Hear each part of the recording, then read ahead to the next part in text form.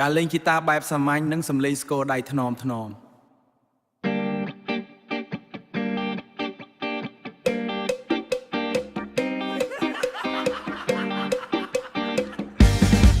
ឡានដឹកជ្រូកបែកកង់នៅមុខផ្ទះ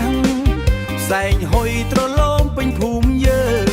ពូសៅស្រែកជារេវាសនាខ្លួនទឹកតែក្នុងកែវឡើងក៏រដីមេក្តៅចង់ឆេះក្បាលអ្នកស្រែក្មេងរត់លេងដេញចាប់គ្នាយើងរៀបចំធ្វើបន់តាមទម្លាប់ទាំងចិត្តមួមងតែត្រូវញញឹមមីងសយដើរខ្ចីផ្ទះមិនតន់សងគាត់ថាចង់ធ្វើនំបញ្ចុកចែកប្តីគាត់ដេកស្មុកក្រោមដើមឈើក្បែរដបស្រះដែលនៅសល់ពាក់កណ្ដាលឲ្យចាស់រហែកដេកប៉ះច្រើនដងតែបេះដូងគាត់នៅតែធំទូលាយលុយកាក់មិនសូវមានក្នុងហោប៉ៅ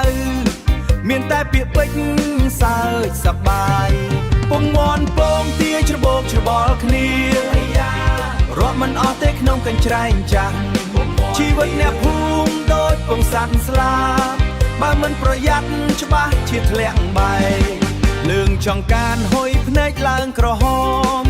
ស្លកគោក្នុងឆ្នាំងធំសម្បើមក្លិនប្រហុកឈ្ងុយភាយពេញខ្យល់ឆ្កែព្រួដេញមាន់ផ្អើលពេញរបរម្នាក់កាន់វែកអ្នកកាន់ចានដែររឿងរ៉ាវក្នុងភូមិមានមិនចេះចប់សើចផងយំផងតាមវាសនាអ្នកណាក៏ដឹងថាជីវិតពិបាកព្រះអាទិត្យលេចក្រោយភ្នំឆ្ងាយស្រមោលមនុស្សដើរត្រឡប់ទៅផ្ទះស្អែកនេះនឹងមានរឿងថ្មីទៀតដែលយើងត្រូវសើចចំអកឲ្យវាស្បែកជើងចាស់ដាច់ដេរឡើងវិញដូចជីវិតដែលតទៅស៊ូទៅទុកសោកទុកមួយឡែកទាស្អែកពងមន់ពងទាច្របូកច្របល់គ្នារាប់មិនអស់ទេក្នុងកញ្ច្រែងចាស់